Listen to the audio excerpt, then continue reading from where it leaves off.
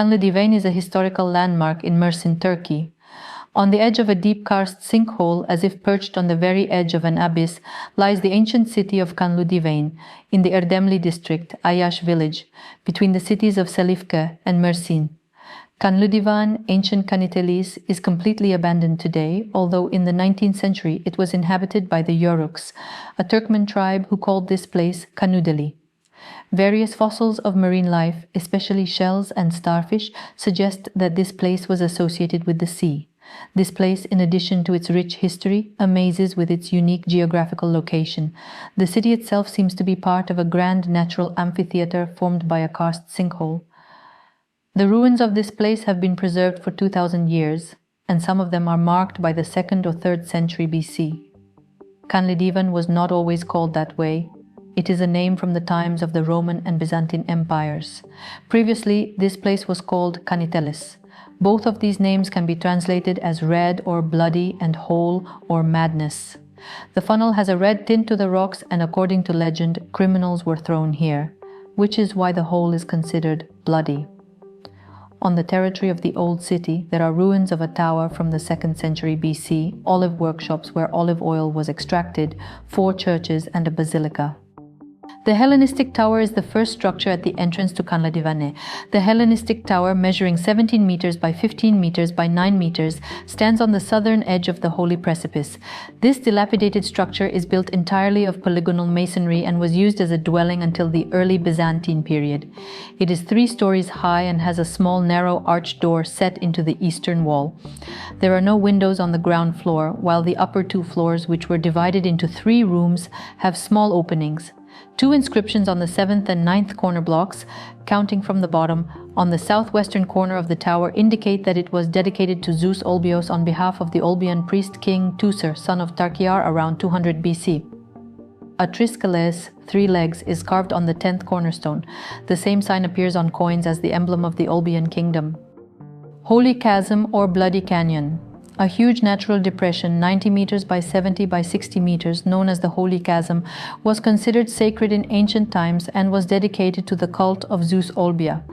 The rock walls are steep, but there were 2 entrances, one cut into the rock under the Hellenistic tower on the southern side, and the other, a tunnel that exits under the church of Papilos on the northern edge of the depression. 2 bas-reliefs are carved inside the chasm. Large bas-relief, the Amarongsus family's endowment. Best seen from the center of the western side of the basin, the relief is carved into the face of the northern cliff in a niche measuring 4 meters by 2 meters. Barbaric in style and crude in execution, its heavily Razmiaya 5-line inscription in the right corner contains the name of the Amarongsus family. It depicts a family of 6, a father and mother seated above 4 children, a son and 3 daughters, dressed in togas and veiled. The bas-relief dates back to the 1st century BC. And even today, the way this bas-relief was made on a sheer cliff, high above the abyss, is surprising. The warrior's vestments are a less noticeable bas-relief, so don't be put off when visiting this place. There are many secrets here. An early Roman relief of a warrior shows a standing figure and is carved below on the northwestern rock. The inscription calling the warrior Trogomus has been almost erased. There are olive oil workshops to the west and north of the crater. Olive oil workshops, it has a square plan measuring 7 meters by 6 meters. The north wall of the building is located on the rock. In the north wall, there are 2 niches for pressing carved into the rock on which wooden beams are placed. This shows that 2 pressing machines work together in one workshop. Therefore, it is called twin workshops. In the upper parts of the stone walls, there are traces of holes indicating the use of wooden beams for the construction of the roof. This shows that the workshop has survived up to the roof level in some sections. Below are the pressing frames of each mechanism. The collecting vat and channels located in front of the pressing frames are cut into the rocky ground. They were used to collect the liquid squeezed from the crushed seeds. An elongated weight and a crushing platform were found on the territory of the workshop. Churches of Kanıtellis or basilicas of Kanlıdivane. 4 early Byzantine basilicas and 1 chapel have survived in Kanıtellis. They date back to the late 5th to early 6th centuries when the city reached its peak. The well-preserved remains of basilicas near the abyss indicate that Kanıtellis developed in late antiquity. Little is known about the decoration of these basilicas. In all cases, the main roofs were made of wood and tiles. There is also a group of churches with courtyards. The narthex was a common feature of the basilicas of Kanıtellis. Each narthex had an upper story, which has been preserved to a height sufficient to give this information. The upper stories provided communication between the galleries above the aisles. Stairs were usually located at the north end of the narthex or were attached to it. The sanctuaries have similar features on their main doors. The frames are made of monolithic stone, the lintels carry a Byzantine cross in the center, and the columns are decorated with capitelli carved in the Corinthian order. The first basilica, which stands to the west of the Hellenistic tower on the way to the tomb temple of Abba, has 3 naves, 2 of which have collapsed. The outer walls are well preserved.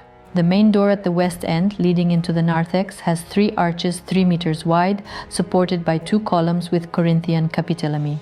A cross is carved on the main door. The second door on the left opens into a 3-aisled basilica measuring 25 meters by 18 meters. The remaining internal partitions connecting the aisles with the apsidal nave have collapsed. The second basilica is located north of the first. All that remains is its apse and some ruined walls. Its plan shows some irregularities, which suggest that it may have been a monastery. The third basilica stands northeast of the second sanctuary on the ancient paved road leading to the Necropolis. It measures 28 meters by 17 meters. Its outer walls are well preserved, but the walls of its apsidal nave, 2 aisles and narthex have collapsed. The fourth basilica is the latest in date and the most richly decorated. It is known as the Church of Papilos and is located on the northern edge of the Holy Abyss. Although its southern walls have completely collapsed, the rest of the basilica is in a good state of preservation. Its apse, pierced by double-arched windows separated by a small column, was formerly decorated with a fresco depicting the 4 evangelists. On the lintel of the main door are 2 inscriptions. The lower one tells us that the sanctuary was built as a votive offering to Papilos. The upper one contains formulaic phrases from the New Testament. This is the door that leads to God. The people who enter are saved. My God, help me. Necropolis. In addition to the sarcophagi lying on both sides of the road leading to the excavation site, the cemeteries are concentrated in 2 main areas and testify to the significant population of the city. Northern Necropolis. The northern necropolis contains 2 temple tombs standing among sarcophagi. The most beautiful of the sarcophagi is the Medusa sarcophagus, which stands on the right side of the new road leading to the village of Çanakçı. Its box is decorated on 3 sides. On the front side are 3 bull heads alternating with 2 human busts that decorate the space above the garlands. The sides are carved with the same motifs, but with lion heads above the garlands. A Medusa head, a symbol of power, is depicted on each triangular surface of the prismatic lid, which is now unfortunately broken in 2 and lies on the ground. Medusa. In Greco-Roman mythology, Medusa was the only mortal of the 3 Gorgons and was described as a terrible monster with snakes for hair. Anyone who looked at her would turn to stone. There are many legends trying to explain her origin. According to some, Medusa was a beautiful girl who was very proud of her hair. To punish Medusa, Athena, the goddess of wisdom and victory, turned her hair into a mass of snakes. According to other sources, Athena punished Medusa by giving her a terrible appearance for sleeping with Poseidon, the god of the sea. The death of Medusa has also become the subject of many legends. The most famous of these involves the hero Perseus, who, with the help of Athena, cuts off Medusa's head, while of course being extremely careful not to look at Medusa for fear of being petrified, but using his polished shield as a mirror. Athena's shield, decorated with the head of Medusa, symbolizes her ability to put her opponents to flight. In ancient times, people of high rank, such as emperors, generals, and the like, usually decorated their shields and armor, as well as their tombs, with the head of Medusa. 3-column tomb. The 3-column tomb is located approximately 100 meters east of the Abba temple tomb and measures 6 meters long, 4 meters wide, and 4 meters high. This unusual structure has a peristyle of 3 columns that are 3 meters high, as opposed to the 4 columns common in the region. The burial chamber is empty and paved with stone blocks. The temple tomb is thought to date back to the 3rd or 4th century AD. A wine or oil press carved into the rock adjoins the tomb. Another similar temple tomb is located to the right of the entrance to the site. Cisterns. In addition to the small ones, 2 main cisterns supplied Kanıtellis with water. A covered cistern 14 meters by 10 meters wide, supported by 7 arches, is located behind the second basilica. A second underground cistern carved into the rock is 10 meters by 8 meters, has 5 arches, and is located in the Turkish cemetery.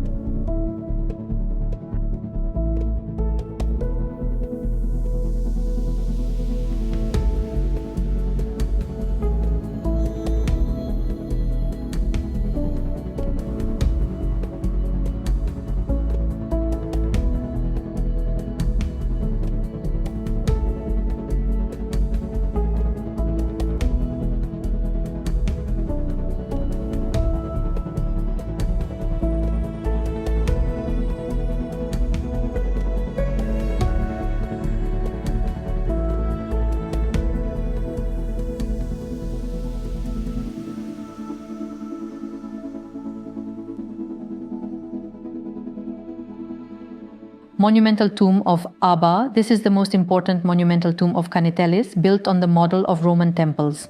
According to the inscription above the entrance, it was built by a woman named Abba for herself and her husband Ayaş. Tomb is located above a low podium. In front of the entrance, there was a vaulted room. Between the vault and the pitched roof, there is rubble backfill. The dimensions are 7 meters by 9 meters, and its height is 8 meters. At each corner of the building, there are Corinthian capitelli. Inside the building, stone beds are built into the stone walls. The building is dated to the 2nd year of our era according to the inscription located on the building, as well as according to comparisons with other buildings in the region. Inscription: As the daughter of Kaligonos and Katraios, I am Abba, in the name of my husband Ayaş, grandson of Ayaş and son of Nicanor, and my children Nicanor and Ayaş, request and order that no one be buried in the tomb of Ayaş except me, Abba. Likewise, no one will be buried after my death. Those who acted against this will would commit a sin against the underworld gods, and he himself and his people would disappear, and also be punished with 10,000 denarii to pay into the treasury of our Lord Caesar, 8,000 denarii to the city of Augustus, and 2,500 denarii to the local administration of the city of Kanıtellis. I also wish that my orders and my husband's will last indefinitely, and no one will erase this inscription or be punished.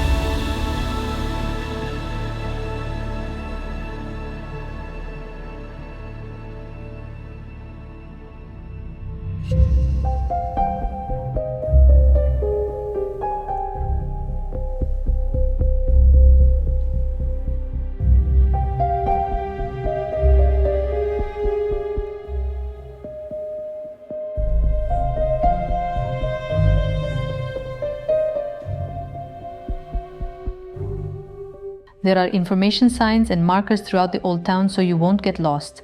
The road to the old town is convenient. There is an organized parking lot for cars. Kanaki Necropolis is an ancient tomb area located in a lowland 400 meters west of Kanlidivane pit. On the rocky hill facade located to the south, there are 13 rock-cut tombs and 6 reliefs.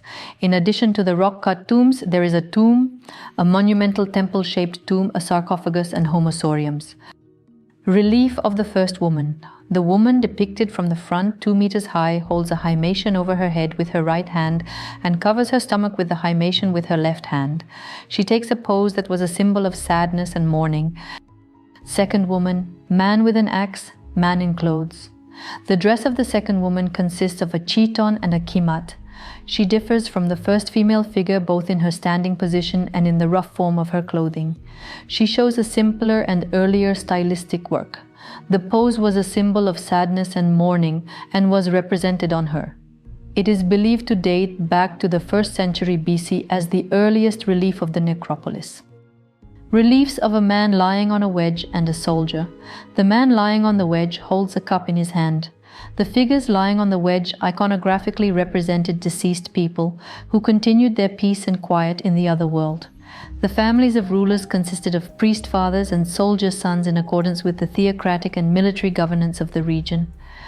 Likewise, the standing soldier in this relief could be the son of a priest governor. The relief dates back to the 1st century AD. Mother, son, and father relief. This is a family relief. They are placed on top of each other, forming 2 relief spaces. In the upper niche is a man with 2 hands under a kemi. In the lower niche are 2 figures. On the left is a boy. On the right is a woman holding a kemi above her head with her right hand. It dates back to the 1st century AD. Most reliefs date back to the 1st century BC.